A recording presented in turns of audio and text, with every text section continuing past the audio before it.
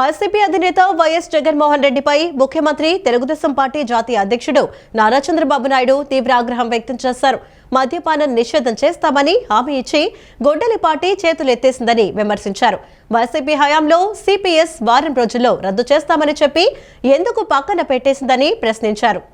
మంగళగిరిలోని టీడీపీ కేంద్ర కార్యాలయంలో శిక్షణ పొందుతున్న క్లస్టర్ ఇన్ఛార్జీలతో సీఎం చంద్రబాబు సమావేశం నిర్వహించారు. ఈ భేటీలో పలు కీలక అంశాలపై దిశానిర్దేశం చేశారు. ఈ సందర్భంగా సీఎం చంద్రబాబు మాట్లాడారు. జాబ్ క్యాలెండర్ అమలు చేస్తామని గొడ్డలి పార్టీ మాట తప్పిందని ధ్వజమెత్తారు. ఇంతటితో ఆగకుండా వ్యవస్థలను విధ్వంసం చేసిందని మండిపడ్డారు. వైసీపీ హయాంలో చెప్పినవి చేయకపోగా తమ ప్రభుత్వం నిర్వహించిన డిఎస్సి 2025పై బురద చల్లారని ఆగ్రహించారు. మాజీ మంత్రి వివేకానందరెడ్డి హత్యపై ఎలా దుష్ప్రచారం చేసి లబ్ధి పొందారో డిఎస్సి విషయంలోనూ దుష్ప్రచారంతో లబ్ధి పొందాలనుకున్నారని దుయ్యపట్టారు. డిఎస్సి నిర్వహణపై ఆధారాలతో సహా జగన్ అండ్ కోకు కౌంటర్ ఇచ్చామని సీఎం చంద్రబాబు పేర్కొన్నారు. ప్రభుత్వం ఇచ్చిన కౌంటర్తో గొడ్డలి పార్టీ నేతలు డిఫెన్స్లో పడ్డారని చెప్పుకొచ్చారు. దుష్ప్రచారం చేయటం, ఫేక్ రాజకీయాలు చేయటం గొడ్డలి పార్టీ విధానం, సిద్ధాంతమని విమర్శించారు. అధికారంలో ఉన్నామని, సహనం, ఓపిక అవసరమని, కానీ గొడ్డలి పార్టీ ఆగడాలు శృతి మించితే వదిలిపెట్టమని హెచ్చరించారు. మంచి ఆలోచనలు చేసేవాళ్లకు మంచి వాళ్లే సహాయపడతారని అన్నారు. చెడు ఆలోచనలు చేసేవాళ్ల చుట్టూ గొడ్డలి బ్యాచ్ జమ అవుతుందని ఎద్దేవా చేశారు. ఇకపై టీడీపీకి ఓటమి లేదని, రాదని తెలిపారు.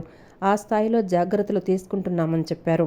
ప్రజలతో మంచిగా ఉంటున్నామని, ప్రజాస్వామ్యాన్ని గౌరవిస్తున్నామని, సంక్షేమం అభివృద్ధి చేస్తున్నామని, ప్రజలకు స్వేచ్ఛనిచ్చామని చెప్పుకొచ్చారు. ముఖ్యంగా ఆత్మవిమర్శ చేసుకుంటున్నామని, అందుకే టీడీపీకి ఓటమి రాదని పేర్కొన్నారు. పార్టీ పదవులు మొదలుకొని టికెట్ల కేటాయింపుల వరకు నిరంతరం సర్వేలు చేయిస్తున్నామని తెలిపారు. ప్రజలు, కార్యకర్తల అభిప్రాయాలకు అనుగుణంగా నిర్ణయాలు తీసుకుంటున్నామని సీఎం చంద్రబాబు వెల్లడించారు.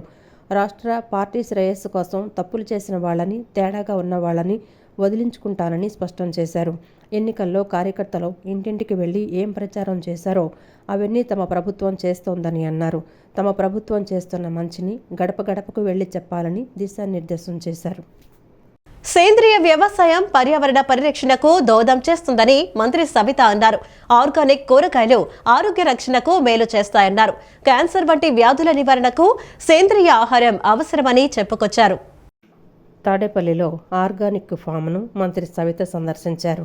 క్యాంపు కార్యాలయం నుంచి సైకిల్పై ప్రాతూరు రోడ్లోని ఏఎస్ఆర్ ఆర్గానిక్ వెజిటబుల్ ఫామ్కు వెళ్లారు. ఫామ్లో పండిస్తున్న కూరగాయలను పరిశీలించారు. అనంతరం సవిత మాట్లాడుతూ సేంద్రియ వ్యవసాయం పర్యావరణ పరిరక్షణకు దోహదం చేస్తుందన్నారు. ఆర్గానిక్ కూరగాయలు ఆరోగ్య రక్షణకు మేలు చేస్తాయన్నారు. క్యాన్సర్ వంటి వ్యాధుల నివారణకు సేంద్రియ ఆహారం అవసరమని చెప్పుకొచ్చారు. 15 ఎకరాల్లో సేంద్రియ పద్ధతిలో ఏఎస్ఆర్ ఫామ్ సాగు చేస్తోందని, రసాయన ఎరువులు లేకుండా కూరగాయలు, ఆకుకూరల సాగు చేస్తున్నట్లు తెలిపారు. ఆరోగ్యకర జీవనానికి ఆర్గానిక్ వ్యవసాయం అవసరమని అన్నారు. ఇంధన పొదుపు కోసం సైకిల్ వినియోగాన్ని మంత్రి ప్రోత్సహించారు. దగ్గర ప్రాంతాలకు కాలినడకన లేదా సైకిళ్లపై వెళ్లాలని సూచించారు. అత్యవసర పరిస్థితుల్లో మాత్రమే ఇంధన వాహనాలు వినియోగించాలన్నారు. ప్రధాని మోదీ పిలుపు, సీఎం చంద్రబాబు ఆశయాలకు అనుగుణంగా ముందుకు సాగుదామన్నారు. పర్యావరణ పరిరక్షణలో ప్రతి ఒక్కరూ భాగస్వాములు కావాలని మంత్రి సవిత పిలుపునిచ్చారు. కరోనా కన్నా మహమ్మారి క్యాన్సర్. ఈ క్యాన్సర్ ఎందుకు వస్తూ ఉంది అంటే మనం తినే తిండి బట్టే ఈ క్యాన్సర్ వస్తుంది అన్న విషయం మనందరికీ తెలుసు. కాబట్టి దయచేసి ప్రజలందరికీ తెలియజేసేది ఒకటే, రైతులు కూడా బాగా సమయస్ఫూర్తి పెరిగింది. కమర్షియల్ క్రాప్స్లో ఎక్కువగా యూరియా కావచ్చు, రసాయక ఎరువులు వాడడం వల్ల పంట దిగుబడి రావచ్చే తప్ప వారి కుటుంబంలో ఉన్న కుటుంబ సభ్యులు కూడా ఆరోగ్యం చెడిపోతున్నారు అని వారు కూడా ఆర్గానిక్ ఫార్మింగ్కి మరి ఎక్కడికక్కడ పొలం పిలిచింది అనే కార్యక్రమం, పొలం పండుగ అనే కార్యక్రమం ప్రభుత్వం చేయటం వల్ల మరి రైతులకు కూడా అవేర్నెస్ పెరిగింది. మరి ప్రజలకు కూడా అవేర్నెస్ పెరగాలి. ఎందుకంటే ఇలా పండిస్తున్న రైతన్నులందరికీ మనం సహకరించి మరి బారిట్ రైట్ కన్నా 10 రూపాయలు ఎక్కువ అయ్యుండొచ్చు. మనం లక్షలు కడుతున్నాం, లక్షలు కట్టినా మన ఆరోగ్యాన్ని మనం కాపాడుకోలేకపోతున్నాం. మరి ఒక్క నెలన్నా మీరు ఆర్గానిక్ ఫుడ్ తినండి, అప్పుడే మీ ఆరోగ్యంలో పెను మార్పులు మొదలవుతాయి. ఆంధ్రప్రదేశ్ రైతు సంఘం ఆధ్వర్యంలో ఈ నెల 30వ తేదీన రాష్ట్ర వ్యాప్తంగా ఉన్న రైతులతో ముఖ్యమంత్రి కార్యాలయానికి రైతుల రాయబారం పేరుతో విజయవాడ కేంద్రంగా నిర్వహించనున్నట్లు ఆంధ్రప్రదేశ్ రైతు సంఘం రాష్ట్ర అధ్యక్షుడు గుజ్జుల ఈశ్వరయ్య అన్నారు. రాష్ట్రంలో ఉన్న 22 జిల్లాలలో రైతులు ఈ కార్యక్రమంలో పెద్ద ఎత్తున తరలి రావాలని పిలుపునిచ్చారు. విజయవాడ దాసరి భవన్లో నిర్వహించిన విలేకరుల సమావేశంలో ఆంధ్రప్రదేశ్ రైతు సంఘం రాష్ట్ర అధ్యక్షుడు గుజ్జుల ఈశ్వరయ్య మాట్లాడుతూ ఖరీఫ్ సీజన్లో రైతులను అన్ని విధాలుగా ఆదుకుంటామని చెప్పిన కూటమి ప్రభుత్వం వాగ్దానాలకే పరిమితం అవుతోంది తప్ప ఆచరణలో విఫలమవుతోందని తెలిపారు. రైతులు ఒకవైపు అతివృష్టి, మరోవైపు అనావృష్టితో ఎప్పటికప్పుడు తీవ్రమైన సంక్షోభంలో కూరుకుపోతున్నారన్నారు. రైతుల సంక్షేమ ప్రభుత్వం అని చెప్పాడే తప్ప ఏ సీజన్లోనూ రైతులను ఆదుకోలేదన్నారు. 2 లక్షల లోపు రుణాలు రద్దు చేయాలని డిమాండ్ చేశారు. రాష్ట్రంలో అప్పులు గుర్తుకొస్తున్నాయి, కానీ కార్పొరేట్లకు, వ్యాపార వాణిజ్యవేత్తలకు రైతులు ఇచ్చేటప్పుడు ఆలోచించడం లేదన్నారు. తీవ్రమైనటువంటి సంక్షోభంలోకి వారు కూరుకొని పోతూ ఉన్నారు.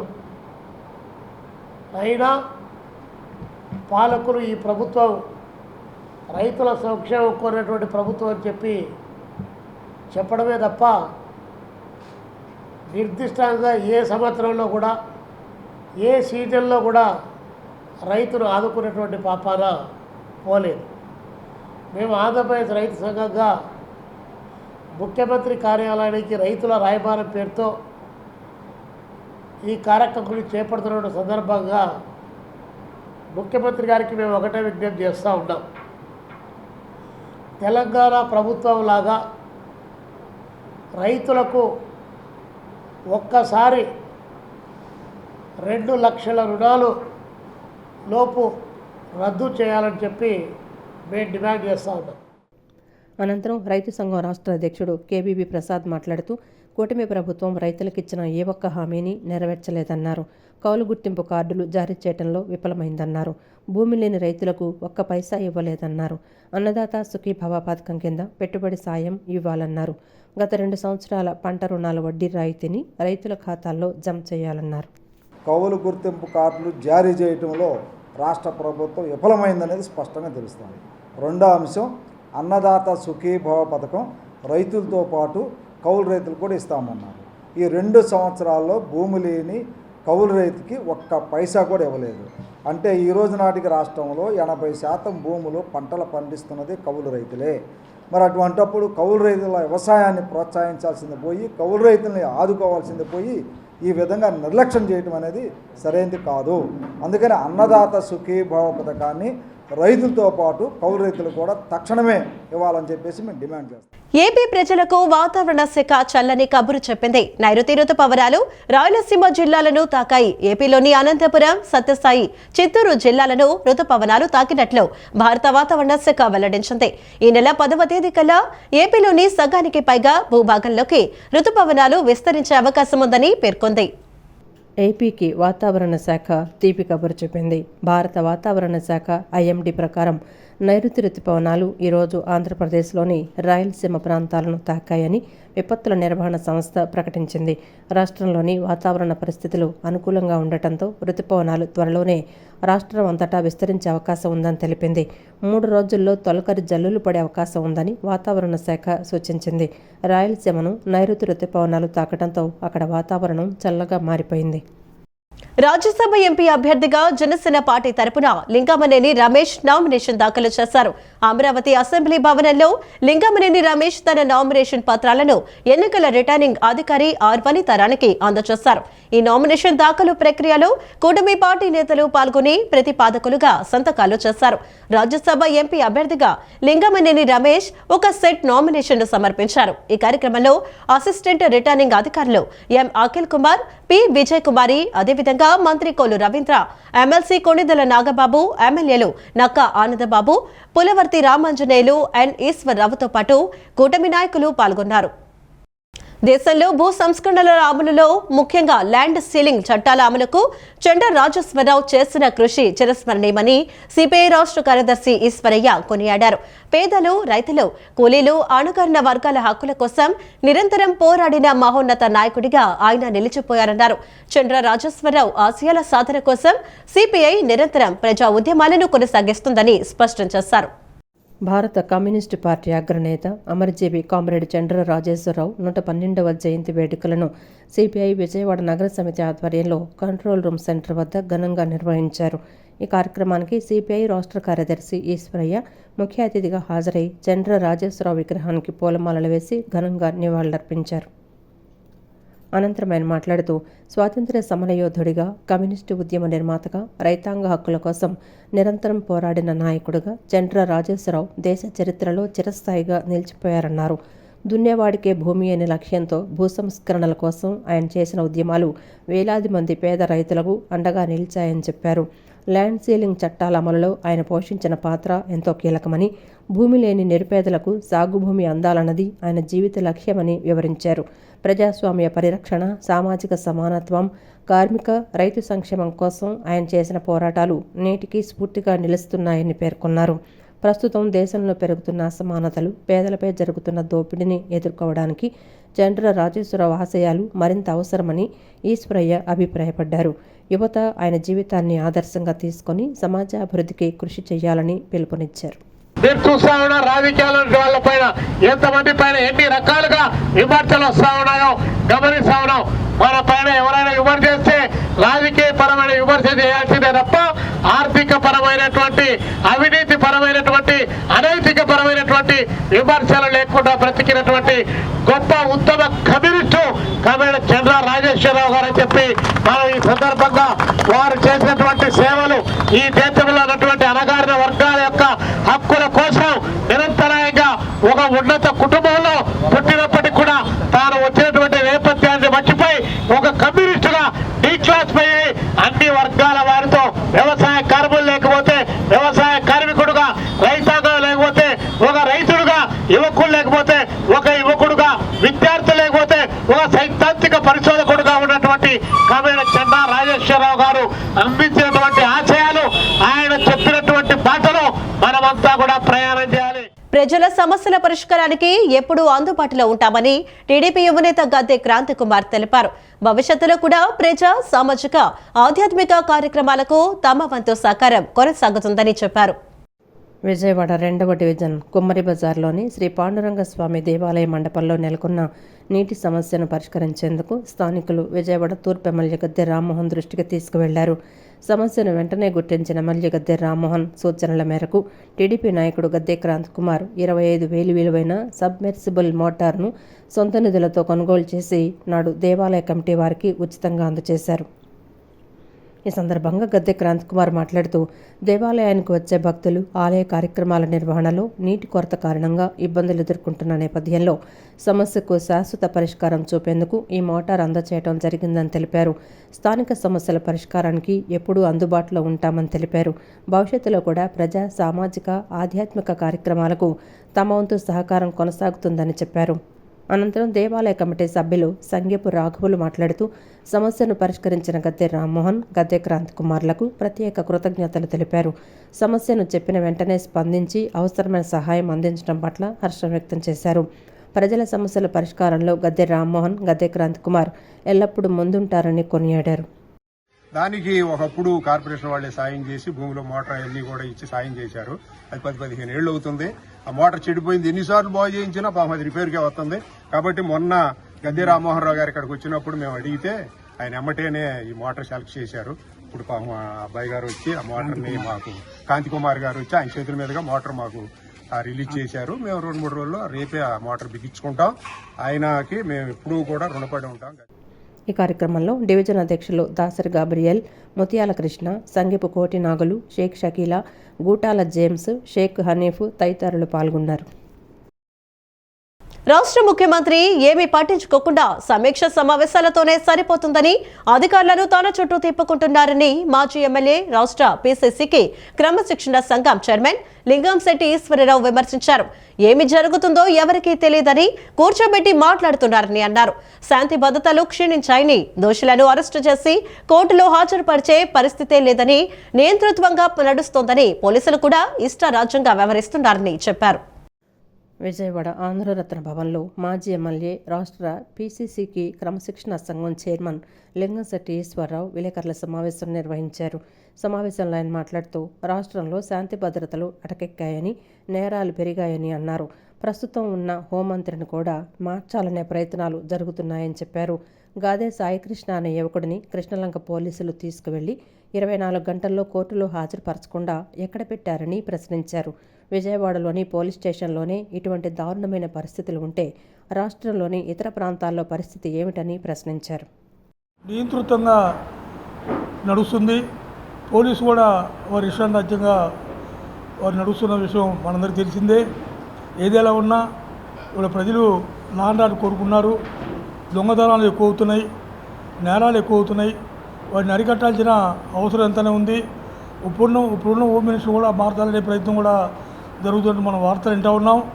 ఏదైనా గాదే సాయి కృష్ణ అని చెప్పి సాయి కృష్ణ అనే అతన్ని మరి కృష్ణలంక పోలీస్ స్టేషన్ తీసుకెళ్ళి పోలీసు కానిస్టేబుళ్ళు ఇవాళ వరకు అతని కోర్టుకు ఆధారపరచకుండా మరి తీసుకెళ్ళి అతను ఏం చేశారో ఎవరో తెలియట్లేదు, తల్లిదండ్రులు తెలియట్లా.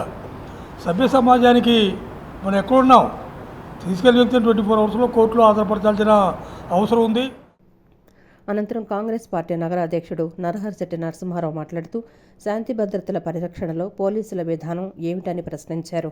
నేరారోపణ వారెంట్లున్నాయని, విజయవాడలో గాదే సాయికృష్ణ అనే యువకుడిని పోలీసులు తీసుకొచ్చారని, 24 గంటల్లో కోర్టులో హాజరుపరచకుండా నేరస్తుడిని దాచి తల్లిదండ్రులను ఎందుకు భయభ్రాంతులకు గురిచేస్తున్నారని అన్నారు. మానవ హక్కుల ఉల్లంఘన జరుగుతోందని తెలిపారు. మానవ హక్కుల రక్షణకు రాజ్యాంగపరమైన చర్యలు తీసుకోవాల్సిన విషయంలో ప్రభుత్వాలు ఎప్పుడూ వైఫల్యం చెందినా ముందుండి పోరాటం చేసేది కాంగ్రెస్ పార్టీయేనని అన్నారు. రాష్ట్రంలో ప్రజల సమస్యలను పట్టించుకునే ఏ నాయకుడు లేడన్నారు. ఈ రాష్ట్రంలో రూల్ ఆఫ్ లా ఉందా లేదా అనే అనుమానం, అలాగే వాళ్ళు ఈ రాష్ట్రంలో జరిగే సైబర్ నేరాలు, నిన్నగా మరి ఐజీచీలో జరిగినటువంటి పట్టపగల్లో ఇళ్ల దోపిడీ, ప్రతిరోజు ఎక్కడో చోట రోడ్డు ప్రమాదాలు, ఎక్కడ చూసినా కూడా అశాంతికి నిలయంలాగా ఉంది వాడ ఈ కూటమి ప్రభుత్వంలో. ముఖ్యంగా వాడ గాదే సాయికృష్ణ అనేటటువంటి వ్యక్తిని వీళ్ళ మనోళ్ళు మన గుంటూరు జిల్లా నుంచి ఇక్కడ తీసుకురావడం జరిగింది. ఏదో నేరారోపణ మీద ఏదో నాన్ బెయిల్ వారెంట్స్ ఏ ఉన్నాయని తీసుకొచ్చిన తర్వాత పోలీసుల బాధ్యత ఏంటంటే విత్ 24 అవర్స్ కోర్టులో వాళ్ళని ప్రొడ్యూస్ చేయాలి. ఏదైనా చట్టపరంగా జరగాలి తప్ప చట్టాన్ని చేతులు తీసుకునే హక్కు ఎవరికి కూడా లేదు. అంతర్జాతీయ మార్కెట్లో పెట్రోల్, డీజిల్, గ్యాస్ ధరలు 24%, ఎరువుల ధరలు 32% పెరిగాయని, ఆహార వస్తువులు, నిత్యావసర వస్తువుల ధరలు కూడా పెరుగుతాయని, దీనివల్ల సామాన్యులపై విపరీతమైన భారం పడుతుందన్నారు. సామాన్య ప్రజలు బతకడమే దుర్భరమవుతుందని చెప్పారు. 2014 నుంచి అంతర్జాతీయ మార్కెట్లో పెట్రోలియం ధరలు తగ్గినా కూడా దేశంలో ధరలను మోడీ ప్రభుత్వం తగ్గించలేదని, సెస్ల పేరుతో రాష్ట్రానికి ఆదాయం రాకుండా కేంద్రానికి నేరుగా వెళ్లేలా సెస్లు వసూలు చేస్తారన్నారు. కార్పొరేట్లకు 18 లక్షల కోట్ల రూపాయలు రాయితీలు ఇచ్చారని, వాటిని చెల్లించడం కోసం ప్రజలపై భారాలు మోపుతున్నారని ఆరోపించారు. పెంచిన పెట్రోల్, డీజిల్, సిఎన్జి గ్యాస్ ధరలను తగ్గించాలని కోరుతూ సిఐటియు ఆధ్వర్యంలో గాంధీనగర్లోని ధర్నా చౌక్లో ధర్నా నిర్వహించారు. పెంచిన ధరలను తగ్గించాలంటూ నినాదాలు చేశారు. ఈ సందర్భంగా సిఐటియు నాయకులు మాట్లాడుతూ కార్పొరేట్లకు 18 లక్షల కోట్ల రూపాయలు రాయితీలు ఇచ్చారని, వాటిని చెల్లించుకోవటం కోసం ప్రజలపై భారాలు మోపుతున్నారని ఆరోపించారు. యుద్ధం ముందు నుంచి కూడా పెట్రోల్ ధరలు పెరగడానికి కారణం మోడీ విధానమని అన్నారు. కార్పొరేట్లకు అనుకూలంగా ఉంటూ సామాన్యులపై భారాలు వేయటం వల్లే కార్మిక వర్గం కుంగిపోతోందని చెప్పారు. కార్మికుల జీతాలు ఏమాత్రం పెరగటం లేదని చెప్పారు.